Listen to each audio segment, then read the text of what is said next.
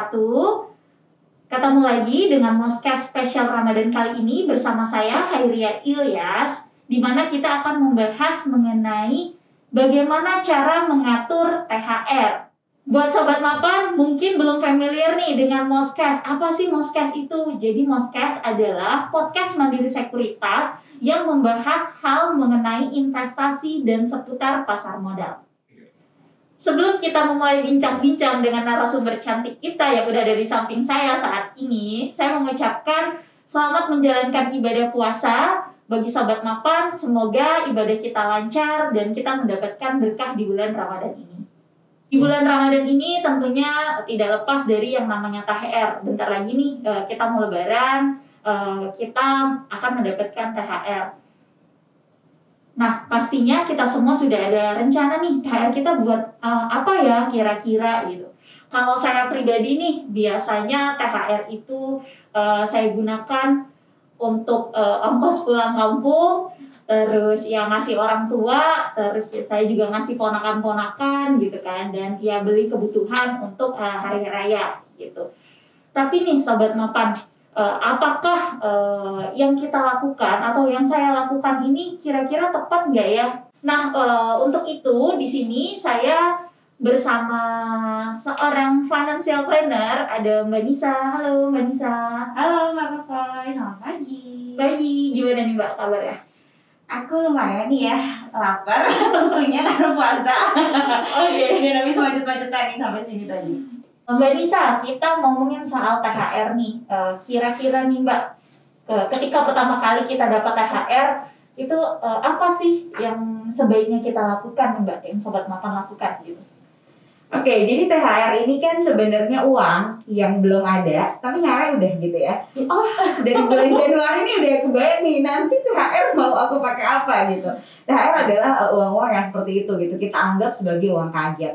Tapi sebenarnya kalau kita ngomongin THR sebagai penghasilan tahunan, itu ada kewajiban-kewajiban yang harus kita penuhi dulu sebelum pada akhirnya kayak Mbak Kokoy tadi nih menghayal ya, udah mau mudik, mau ngasih angpau ponakan, mau beli baju baru misalnya buat orang tua atau buat diri sendiri.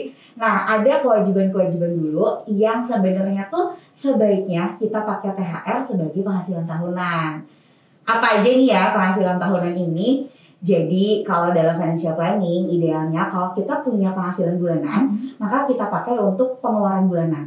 Jadi kalau penghasilan bulanan itu kan gaji ya, kalau yang freelance punya penghasilan lain juga mungkin kan.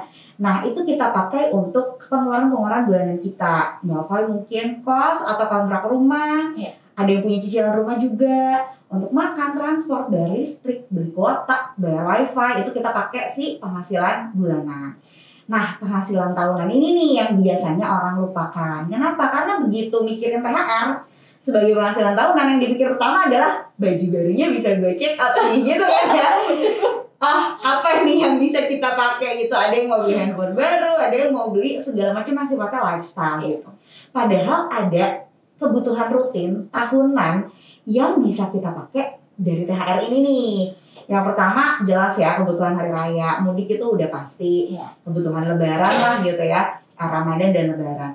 Terus ada juga hal-hal yang sifatnya tahunan tapi suka kita lupakan, abis itu kita suka sok-sok kaget. Ya kita kayak kaget banget bulan ini harus bayar pajak mobil gitu ya. Padahal nggak kaget ya, itu bukan hal yang mengejutkan, pajak mobil harus dibayar di bulan yang sama setiap tahunnya gitu. Atau asuransi kesehatan nih, buat yang pakai asuransi kesehatan pribadi atau asuransi jiwa, apes banget nih bulan ini jadi boncos harus bayar asuransi. Oh tidak gitu ya, tiap tahun kamu harus bayar itu. Nah ini yang biasanya dilupakan. Sampai kemarin aku sempat share nih sama followers aku di Instagram, dia melupakan asisten rumah tangganya harus dikasih THR juga. Sebentar, itu kan hal-hal yang gak boleh dilupakan ya. Makanya kita urutin dulu nih kewajibannya dari atas apa aja. Kalau aku biasanya ngurutinnya dari kebutuhan lebaran yang non-konsumtif. Jadi kayak mudik itu bukan konsumtif ya. Belanja ketupat lebaran itu bukan konsumtif ya. Itu hal-hal yang memang akan kita lakukan gitu. Habis itu bayar pajak-pajak nih, pajak rumah, pajak kendaraan, asuransi gitu ya, itu kita pisahin juga. Lalu bayar zakat. Benar. Ya, lupa juga kan ya biasanya. Terus sebagian aku selalu sarankan tabung untuk berkurban. Karena biasanya kalau udah Idul Fitri, gak berasa, tahu-tahu Idul Adha ya kan. Idul Fitri liburan bayar segala macam, pasti Belanda mau kurban kok nggak punya uang ya. Kemana saja uangmu gitu ya.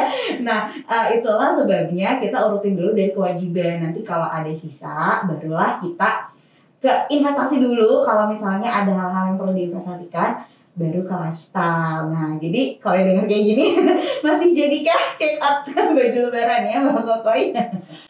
Oke Mbak, berarti kita harus buat skala prioritas ya Mbak. Bener banget. Yang mana perlu kita dahulukan gitu. Tentunya yang konsumtif itu urusan belakangan ya Mbak ya. Gini nih Mbak, gimana kalau misalnya saya dari sini saya bikin list gitu ya, apa yang harus saya dahulukan, mana yang harus saya kebelakangkan gitu ya Mbak. Nah gimana nih Mbak kalau misalnya ternyata THR yang saya terima itu nggak cukup nih gitu. Dari Mbak Nisa sendiri ada tips nggak sih gimana caranya THR ini bisa kita manfaatkan dengan maksimal walaupun jumlahnya misalnya minimal gitu? Benar-benar, ini adalah pertanyaan paling umum ya. Gimana kalau THR nggak cukup? Kok ternyata banyak banget ya kebutuhan tahunan. Nah makanya step yang pertama adalah kamu bikin list dulu nih, benar kata Mbak Kokoy tadi. Kebutuhan tahunan kamu itu apa aja?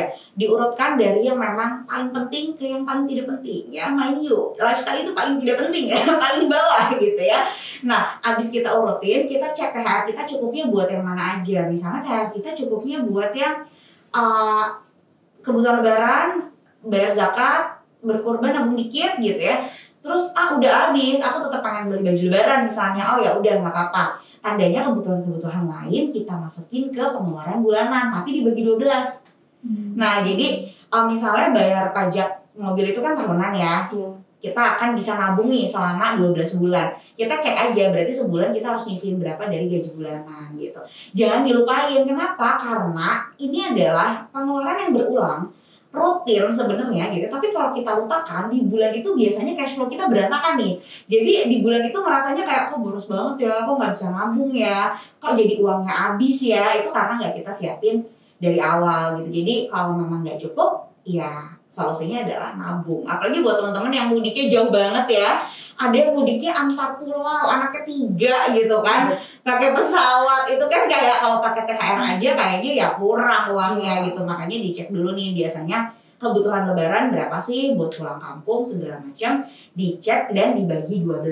Kita perlu nabung berapa setiap bulan. Karena gini, lebaran itu tuh cuma 1 kali ya, 1 tahun. Jangan sampai uang kamu jadi berantakan hanya karena satu momen selebrasi 1 tahun gitu. Tuh sayang banget sih kalau menurut aku. Kalau kita siapin dengan baik, harusnya kita bisa punya uangnya, kita bisa lebih santai dan jadinya tuh nggak merasa habis lebaran kok uangnya habis semua gitu.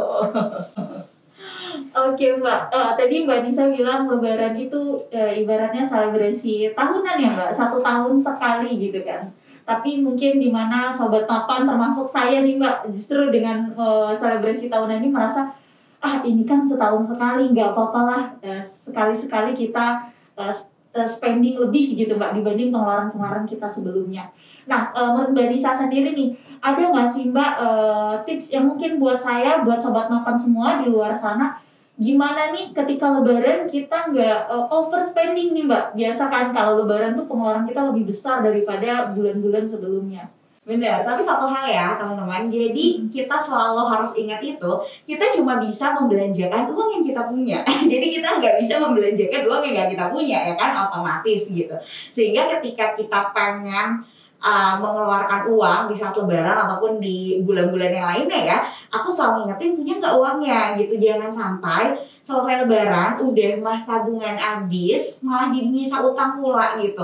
Karena banyak banget ya orang-orang yang merasa saat lebaran itu kan ketemu keluarga, ada euforia bahwa aku yang traktir, aku yang bayar gitu ya, aku bagi-bagi uang tuh banyak banget gitu. Nah itu kalau dari awal udah dibikin budgetnya semua, insya Allah semuanya akan lebih tenang karena kamu udah tahu nih, oh udah nggak bisa traktir lagi nih karena budgetnya udah habis gitu. Jadi setelah kamu bikin breakdown pengeluaran tahunan, bikin juga breakdown pengeluaran lebaran. Nah ini nih yang orang-orang biasanya suka lupakan. Jadi kalau aku nih ya, biasanya aku pisahin nih ke satu rekening khusus.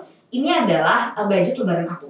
Jadi aku punya satu ATM yang bisa aku pakai selama lebaran ini. Karena kan tiba-tiba ya di baju lah, ya makan lah, ketemu keluarga ini pengen traktir lah gitu ya. Apalagi kayak udah lama gak ketemu.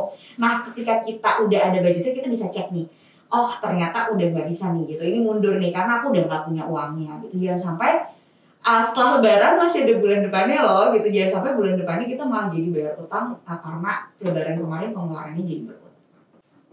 Wah menarik nih Mbak. Ini yang belum pernah saya terapin nih Mbak. Budget lebaran ya Mbak ya. Jadi kalau memang digabungkan dengan tabungan kita ya tentunya kita akan melihat saldo secara total gitu. Benar. Oh masih ada nih, masih bisa nih gitu. Habis ya. Habis lebaran baru sadar nih. Wah ternyata kurang banyak gitu. Oke, thank you loh Mbak. Ini tipsnya bisa saya terapkan nih kayaknya. Oke Mbak, kita lanjut ya Mbak ya. Jadi kalau kita bicara THR, tadi gimana sih kita biar nggak overspending gitu ya dengan dana kita gitu. Nah, menurut Mbak Nisa sendiri nih, ada nggak sih cara efektif nih Mbak dalam kita mengalokasikan THR yang kita terima gitu? Iya, jadi sebenarnya THR itu adalah sesuatu yang boleh dihabisin. Jadi kalau orang bilang sayang banget THR-nya cuma habis doang, ya nggak apa-apa dihabisin juga gitu. Asal alokasinya jelas ya. Misalnya alokasinya tadi pengeluaran tahunan kamu habisin semua, mudik, buat kebutuhan lebaran, ngasih orang tua angpau, itu kan sesuai porsinya gitu. Jadi sebetulnya boleh-boleh aja si THR-nya dihabisin. Malah kalau ada sisa, terus mau dihabisin semua deh, pokoknya aku mau beli handphone baru misalnya gitu, ya boleh aja juga gitu, nggak apa-apa sementara si kewajiban-kewajiban lainnya sudah terpenuhi. Nah kalau ditanya gimana sih yang paling efektif, sebenarnya nggak ada satu tips efektif yang akan berjalan buat semua orang gitu ya. Kalian yang tahu penghasilan kalian berapa, THR kalian berapa, pengeluaran kalian apa aja gitu ya, sehingga akan jadi sangat personal si pembagian alokasi THR ini sendiri gitu. Dan kalau misalnya ada hal-hal yang sifatnya urgent nih, misalnya oh dana darurat tuh kemarin habis terpakai karena satu lain hal, misalnya mobil masuk bengkel, aku kayaknya bulan ini mau ngerem dulu deh lifestyle-nya biar uang THR-nya sebagian bisa ditaruh untuk ngumpulin lagi si dana darurat, itu juga kan boleh gitu. Jadi setiap orang memang akan punya kebutuhan masing-masing, punya prioritasnya masing-masing, sehingga nggak akan ada tips yang pasti sih. Oke, Oke Mbak, jadi kita memang nggak ada tip yang pasti gitu ya Mbak, tapi paling nggak gimana caranya kita bisa memanfaatkan THR ini secara efektif dan efisien gitu ya Mbak ya. Jadi tadi Mbak Nisa udah bilang nabung gitu, mungkin bisa juga dengan investasi nggak sih Mbak? Benar-benar bisa banget. Jadi sebenarnya THR itu adalah kesempatan paling baik kalau kamu mau investasi banyak sekaligus gitu ya. Banyak orang yang bingung kan, aduh dana darurat kok butuhnya banyak banget ya. Apalagi kalau lihat di sosmed tuh warawiri gitu kan. Kalau single harus punya 3 kali pengeluaran bulanan, kalau udah nikah 6 kali gitu, anaknya 1 9 kali.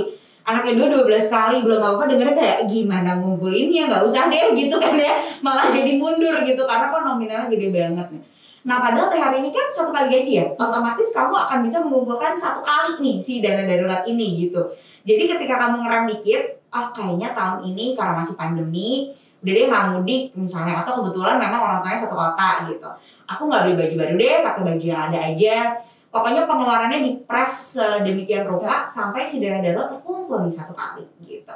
Nah kenapa aku masuknya ke dana darurat dulu ya, kita bisa taruh dana darurat itu kan di produk-produk investasi juga ya, nggak mesti nabung. Karena setelah kita bisa memenuhi kebutuhan rutin, yang pertama dipenuhi itu sebenarnya dana darurat dulu gitu. Jangan sampai nggak punya dana darurat sama sekali, terus kita langsung investasi, misalnya aku mau ngumpulin buat uang sekolah anak, padahal nggak punya dana darurat gitu ya. Sekalinya terjadi sesuatu yang memang butuh uang yang sangat cepat gitu ya. Kalau ibu-ibu mah banyak banget lah, apalagi kalau di rumah gitu ya, perkara kayak dapurnya retak nih, kayaknya harus direnovasi gitu ya. Atau di rumah aku pernah nih, wastafelnya bocor jadi nggak bisa cuci piring gitu, mustahil hidup berjalan gitu ya kalau nggak dibenerin. Nah itulah gunanya dana darurat. Kalau kita ngumpulin misalnya investasinya dana pendidikan dulu, masa iya pas mobil harus ke bengkel, uang sekolah anaknya yang kepake dulu kan, enggak gitu. Makanya ketika mau investasi, yang pertama dicek dana darurat dulu, udah punya apa belum gitu. Nah kalau udah punya, baru deh kita ke hal-hal yang lain lagi gitu. Oke. Karena dana darurat juga masuk ke dalam investasi ya Mbak ya? Benar, jadi dana darurat itu kan orang mikirnya mungkin ditaruh di tabungan aja gitu ya, atau ditaruh di rekening aja. Kalau aku sebagai bucin reksadana, jadi aku tuh hampir semua hal aku taruh di reksadana pasar uang. Jadi kalau emang hal-hal yang sifatnya liquid gitu ya, dana darurat aku taruh sebagian besar di reksadana pasar uang. Cuman kayak kecil banget aku taruh di rekening. Aku tuh bahkan kayak bayar asuransi kesehatan yang sifatnya tahunan gitu ya, itu kan aku nabung nih tiap bulan, aku taruh di reksadana pasar uang juga, karena kenapa aku harus taruh di tabungan gitu ya. Sayang aja sih ketika kita bisa taruh di tempat yang menghasilkan return versus taruh di tempat yang nggak jadi apa-apa gitu seperti tabungan, ya pasti aku pilihnya reksadana. Benar. Belum lagi ada potongan admin ya Mbak. Benar. Bunga dikurangi admin, dikurangi pajak kok jadi minus ya kalau di tabungan. Oke, untuk Mbak Nisa sendiri nih, misalnya memanfaatkan THR dalam investasi, Mbak Nisa sendiri ada rumus nggak sih Mbak, atau berapa persen nih saya yang harus saya investasikan dari dana THR saya ini? Gitu. Ya jadi tergantung ya, kalau misalnya nggak punya dana darurat sama sekali, aku sih nyaraninnya mundur dulu ya, jangan dulu dipakai banyak-banyak nih. THR kesempatan paling baik untuk kamu punya dana darurat gitu, karena punya dana darurat tuh melegakan banget loh. Jadi kayak ada orang-orang yang bilang gini, aduh aku dana daruratku kepake nih Mbak, kesel banget padahal baru kekumpul gitu. Iya untunglah kamu punya dana darurat, kalau tidak punya kamu mau bayar pakai uang apa gitu ya. Dana darurat memang perlu digunakan untuk hal-hal yang sifatnya darurat gitu. Kalau udah punya dana darurat, naik lagi nih kita ke proteksi dulu ya, ke asuransi. Misalnya kalau di kantornya udah ada asuransi kesehatan, bagus, nggak perlu beli lagi. Atau punya BPJS kesehatan, bagus. Jadi tinggal naik lagi nih, baru sekarang ke investasi. Kamu perlunya apa gitu? Investasi itu selalu berawal dari tujuan keuangan dulu ya. Tujuan keuangan kamu apa? Kalau ibu-ibu biasanya langsung, anakku siapa yang sekolahin, bukan aku gitu ya. Dana pendidikan gitu. Nah kalau aku nyaraninnya selalu dana pensiun dulu sih. Kenapa? Karena sekolah anak itu opsinya banyak banget ya. Yang gratis aja ada gitu ya. Kamu mau sebut deh punya uang berapa tuh bisa pilihan sekolahnya tuh ada. Tapi dana pensiun gak ada tuh yang tiba-tiba Mbak pokoknya umurnya udah 60 tahun kata pemerintah ini saya kasih uang untuk hidup sehari-hari, kan gak ada yang kayak gitu ya. Makanya ketika kita mau investasi, yang diinvestasikan pertama kali itu dana pensiun dulu gitu. Tapi sekarang gak ada nih uangnya, aku cuma bisa investasi misalnya sebulan sekali nominal kecil. Kebetulan ada THR, aku mau lebih besar investasi untuk dana pensiun saat menerima THR, itu juga boleh gitu. Jadi balik lagi nih tujuan keuangan kamu apa, dan tujuan keuangan ini sebenarnya nggak perlu yang heboh-heboh ya, kayak tadi kan aku contohnya dana pendidikan, dana pensiun gitu. Kalau misalnya masih single dan belum ada kepikiran untuk tujuan keuangan apapun, ya bisa buat sederhana, aku pengen nonton konser di Korea gitu, boleh banget gitu. Atau misalnya aku mau dapat 100 juta pertama di akhir tahun ini gitu, pokoknya semua uang yang aku pegang mau aku tabungin, THR, bonus segala macam aku tabungin karena ingin dapat 100 juta pertama misalnya. Boleh banget, jadi bergantung tujuan keuangan kamu, dan pada akhirnya kamulah yang akan bisa tahu sendiri nih, oh again mundur lagi nih di THR-nya ternyata sebagian kecil aja deh aku beliin buat sepatu baru doang gitu, bajunya nggak baru nggak apa-apa, sisanya akan diinvestasikan. Jadi tetap nggak bakalan ada persentase yang pasti berapa yang harus diinvestasikan. Oke, semuanya tergantung tujuan keuangan Sobat Mapan semua ya, Sobat Kan kalau mau investasi gitu. Oke, kita lanjut nih ya Mbak Nisa ya. Gimana sih nih Mbak, untuk trik sih masih kita bahas tentang investasi tentunya. Apa aja sih yang harus kita pertimbangkan ketika kita memilih instrumen investasi gitu. Mungkin dari Mbak Nisa sendiri, ada gambaran gitu, apakah dari sisi resiko ataukah dari sisi imbal hasil dan sebagainya, gimana Mbak?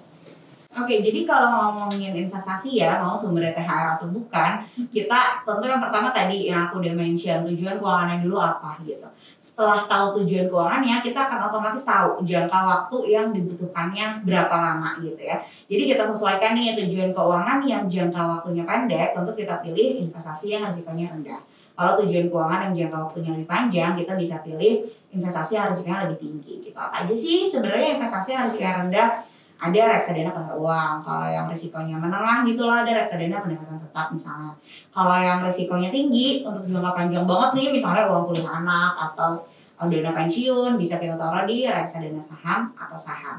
Tapi again, kalau aku selalu ngingetin nih sama teman-teman semua, kalau kita ngomongin produk investasi, nggak perlu berpatokan pada teori-teori amat gitu ya. Jadi kan banyak nih orang yang FOMO banget gitu ya. Pokoknya aku mau taruh semuanya di saham, soalnya nih kalau enggak aku ketinggalan banget gitu ya. Semua orang tuh lagi bikin portofolio saham misalnya.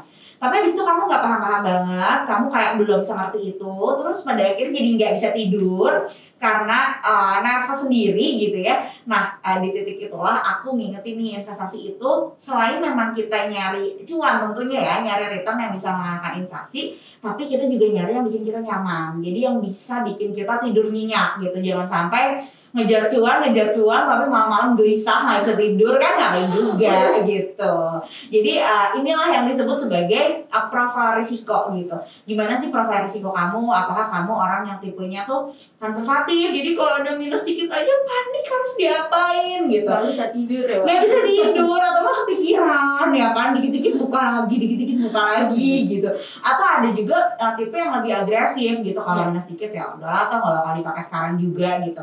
Itu kesannya kayak receh ya. Kenapa sih gitu doang kepikiran ya? Tapi kan setiap orang menghadapi hal tuh dengan cara yang beda-beda nih. Makanya again nggak usah ikut-ikutan orang lain. Meskipun kamu lihat teman kamu cuan di mana lah, udah dapet return sekian lah, nggak usah, fokus sama tujuan keuangan kamu dan pilih produk yang bikin kamu nyaman. Oke, jadi Sobat Mapan kembali lagi ya, yang namanya investasi, baik itu dengan dana THR atau memang dana yang kita kumpulkan atau penghasilan bulanan kita, itu disesuaikan dengan profil resiko kita masing-masing gitu ya Mbak ya. Jadi jangan ikut-ikutan, apalagi ya kita tahu lah sekarang banyak FOMO di mana-mana ya Mbak ya, yang teman-teman Sobat Mapan itu harus diteliti lagi sebelum berinvestasi. Jangan sampai nih Mbak, dana THR-nya karena ikut-ikutan terus tiba-tiba nggak bisa tidur. Mungkin yang punya darah tinggi jadi naik, terus nggak jadi lebaran ya Mbak. Bener jangan sampai. Nanti baju lebaran, baju barunya nggak bisa dipakai. Oke, lanjut nih Mbak. Ada ini nggak sih Mbak, rekomendasi atau sumber gitu untuk informasi yang bisa dipercaya gitu terkait investasi serta trik and triknya gitu. Mungkin Mbak Nisa sendiri punya panduan gitu atau acuan gitu Mbak? Oke, jadi aku sekarang ingetin ya, karena banyak banget orang yang ketipu investasi bodong ya zaman sekarang. Jadi aku tuh sering banget ditanya, Mbak sebenarnya kalau mau belajar investasi tuh kita follow siapa sih? Kita nonton YouTube siapa sih gitu. Nah sebenarnya aku nggak berani sih kalau tiba-tiba nyebut satu orang gitu. Ini dia udah pasti gitu. Karena kenapa? Karena kebanyakan investasi bodong itu sebenarnya berawal dari penokohan. Jadi ada satu orang yang dijadikan tokoh, lalu dipercaya oleh followersnya gitu ya, oleh komunitasnya. Dari si komunitas inilah yang juga ikut-ikutan ngajakin orang untuk ikut investasi yang sebenarnya belum tentu jelas juga gitu ya. Tapi karena kita ngeliat, oh dia followersnya banyak, followersnya aja udah pada cuan, masa aku enggak gitu kan. Perasaan ada kehilangan kesempatan karena si tokoh ini kelihatannya legit nih gitu, kelihatannya dia pasti nggak nipu nih. Nah jadi jangan sampai kita hanya belajar dari satu tokoh tertentu aja gitu. Apalagi zaman sekarang ya, kita juga nggak tahu nih track record orang kayak apa, kita juga nggak tahu sebenarnya bener nggak sih orang ini bisa dipercaya gitu. Cuma kalau aku sempat event kemarin sama Satgas Waspada Investasi Bodong ya dari pemerintah, beliau bilang dua hal yang menurut aku ini banget sih, logis banget gitu. Jadi investasi bodong itu kita bisa kenali dari 2L, legal dan logis. Jadi kita cek dulu nih legalitasnya, apakah terdaftar OJK, Bapepti gitu ya, apakah ada listnya di Bank Indonesia, pokoknya kita cek dulu legalitasnya. Terus kita cek nomor rekeningnya legal apa enggak, nomor rekening perusahaan atau bukan, atau kalau RDN, nomor RDN-nya punya kita sendiri atau bukan gitu. Pokoknya legalitasnya kita cek dulu semua. Yang kedua logis. Jadi balik lagi emang butuh critical thinking banget gitu ya.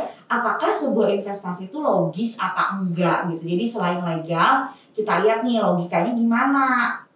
Mungkin enggak satu orang bilang, aku jamin uang kamu akan kembali 20% dalam satu hari gitu ya. Itu kan enggak logis gitu. Sekarang kita ngomongin deposito atau SBN aja yang dijamin pemerintah. Itu cuma dijaminnya berapa sih? Paling 3-4% per tahun ya kan. Ini ada manusia entah siapa bilang 20% per hari. Itu kan sebenarnya nggak logis gitu. Jadi again, aku nggak bisa kalau disuruh kasih satu tokoh gitu ya untuk sebagai salah satu panutan investasi gitu, karena lagi-lagi kita sendirilah yang bertanggung jawab atas uang kita gitu. Nggak ada orang yang bisa paksa kamu untuk ngeluarin uang kamu berinvestasi di satu tempat. Tapi mungkin Mbak Novi punya satu tempat yang bisa kita percaya untuk belajar tentang investasi ini? Ya, buat sobat mapan, kalau mau belajar investasi tentunya bisa di Mandiri Sekuritas, Mbak. Gitu. Karena kita terdaftar di OJK tentunya, jadi secara legalitas itu sudah terjamin gitu. Kalau secara logis itu sebenarnya balik lagi ke masing-masing ya Mbak ya gitu. Dan dari sebenarnya memang ada aturannya kan Mbak. Jadi untuk seorang broker ataupun ya misalnya marketing yang mempunyai license itu di kita kan nggak boleh menjanjikan suatu keuntungan tuh sobat mapan. Jadi kalau misalnya sobat mapan ditawarin ini investasi yang pasti untung, itu sudah pasti bodong ya Mbak. Iya benar. Kalau dijamin cuan tanpa risiko sudah pasti bodong ya. Benar-benar. Apalagi kita tidur aja ada risiko ya Mbak. Iya, kita makan ada risiko. Hidup sebagai manusia aja banyak risiko ya. Benar-benar Mbak. Kayak berjalan sedikit aja keselnya bisa kan, nggak mungkin kalau investasi tanpa risiko. Kalau Mbak Nisa sendiri nggak ada suatu tokoh tuh yang menjadi idola lah ya dalam investasi gitu. Tapi Mbak Nisa suka nggak sih baca buku atau literasi? Mungkin ada buku-buku yang suka Mbak Nisa baca? Buku tentang uang sebenarnya yang sering aku kutip di webinar aku sejak 2 tahun terakhir. Sekarang lagi ramai banget, orang-orang lagi pada baca juga karena baru diterjemahkan ke bahasa Indonesia. Itu bukunya Morgan Housel, The Psychology of Money. Itu bagus banget sih. Itu mencerahkan bahwa mengelola keuangan itu nggak bergantung seberapa pintar kamu gitu, nggak bergantung pada pengalaman kamu di masa lalu, nggak bergantung sama apa yang sudah kamu pelajari gitu ya, tapi bergantung pada perilaku kamu gitu. Jadi gimana kamu berperilaku itulah yang akan sangat-sangat menentukan bagaimana kamu mengelola uang. Jadi aku tuh sejak baca buku itu ya, aku jadi menarik mundur gimana pengalaman-pengalaman kita di masa lalu, gimana cara kita dibesarkan itu sangat berpengaruh pada kita melihat uang. Kalau ada satu lagi judulnya Dollar and Cents, itu juga aku suka banget bukunya. Gimana tentang behavior manusia terhadap uang yang ternyata tuh predictable gitu ya. Ternyata tuh kita emang gini banget nih kalau melakukan sesuatu sama uang. Gitu deh kurang lebih. Oke.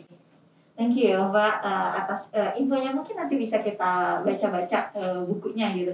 Atau kapan-kapan kita bisa bedah buku. boleh, seru banget. Oke, jadi sedikit kesimpulan ya Sobat Mapan ya, kita ngobrol-ngobrol dengan Mbak Nisa. Jadi terkait investasi THR tadi, tipsnya nih kalau yang saya tangkap, pertama kita sebenarnya harus bikin list ya Mbak ya. Jadi mana yang penting dan mana yang nggak terlalu penting gitu, mana yang harus kita dahulukan, dan itu tentunya ada porsi-porsi sendiri ya Mbak ya. Gitu. Jadi balik lagi apalagi kalau kita dapat THR-nya minim gitu. Kembali lagi skala prioritas sih Mbak dalam hal apapun ya, nggak cuma investasi, keuangan, dalam kehidupan pribadi manajemen waktu ya, skala prioritasnya gitu. Jadi biar semuanya tuh bisa efektif gitu. Karena kalau kita bicara cukup, sebenarnya menurut saya nggak ada yang namanya kata cukup sih Mbak. Benar nggak? Balik lagi ke kita masing-masing. Iya, jadi kalau kita merasa cukup pasti akan cukup. Iya, kalau kita akan terus nyari nggak cukup pasti akan nggak cukup. Iya, benar. Nah, kalau kita bicara investasi tadi, mungkin teman-teman pengen tahu berapa persen sih sebaiknya dari investasi, dari THR kita itu untuk investasi gitu kan. Jadi sebenarnya kalau bicara angka, nggak ada angka yang pasti, balik lagi tadi ya Mbak ya. Karena kan setiap kebutuhan juga beda-beda. Mungkin dari Mbak Nisa bisa menyisihkan 20% THR untuk investasi, tapi belum tentu berlaku buat saya gitu kan, belum tentu berlaku buat Sobat Mapan semua. Jadi disesuaikan lagi Sobat Mapan dengan kondisi keuangan kita masing-masing gitu ya Mbak ya. Tentunya yang paling penting nih sudah kita bahas itu investasi bodong karena memang marak banget. Jadi saya di sini mau ngingetin lagi sama Sobat Mapan, jangan hati-hati, jangan percaya dengan investasi yang dijanjikan ya Mbak ya, yang menjanjikan keuntungan pasti gitu dengan ya iming-iming lah gitu. Dan balik lagi kalau misalnya Sobat Mapan semua ikut FOMO ya dicari lagi, dianalisis lagi apakah benar gitu ya Mbak ya dengan produk yang ditawarkan si public figure ini gitu kan. Jadi ya kita sebenarnya sudah era digital sih Mbak, udah harus smart ya dalam memanfaatkan smartphone kita semua gitu Mbak. Benar. Oke, mungkin dari Mbak Nisa sendiri ada yang mau disampaikan nih Mbak untuk Sobat Mapan? Kalau ngomongin THR sebenarnya jangan lupa praktek, karena kalau keburu uangnya cair ya, keburu uangnya kepake yang lain, nanti malah menyesal. Itu agak lumayan ya, belajarnya 1 tahun gitu untuk ke THR berikutnya. Jadi setelah dengerin ini mungkin bisa langsung dibuat skala prioritasnya, langsung dicek sebenarnya kewajiban-kewajiban apa sih yang harus dipenuhi dulu sebelum kamu pakai THR kamu untuk kebutuhan konsumtif. Oke, thank you Mbak. Mumpung masih baru-baru awal puasa nih ya Mbak ya. Jadi Sobat Mapan masih ada waktu nih untuk ngelis apa aja sih kebutuhannya gitu. Jadi ketika THR-nya keluar, udah tahu nih porsi-porsi masing-masing dari THR tersebut. Oke, Mbak Nisa, mungkin kita sudah cukup kali ini Mbak. Saya mau ngucapin terima kasih nih buat Mbak Nisa yang udah ngeluangin waktunya untuk Moscast kali ini gitu. Nanti kapan-kapan datang lagi ya Mbak. Oke, kita akan bahas dengan tema yang lebih menarik. Oke, Sobat Mapan, terima kasih udah nyaksiin Moscast kali ini. Jangan lupa subscribe YouTube-nya Mandiri Sekuritas dan tulis di kolom komen kalau misalnya Sobat Mapan ada ingin materi atau tema yang akan kita bahas untuk Moscast selanjutnya. Dan jangan lupa juga follow semua media sosial Mandiri Sekuritas. Assalamualaikum warahmatullahi wabarakatuh.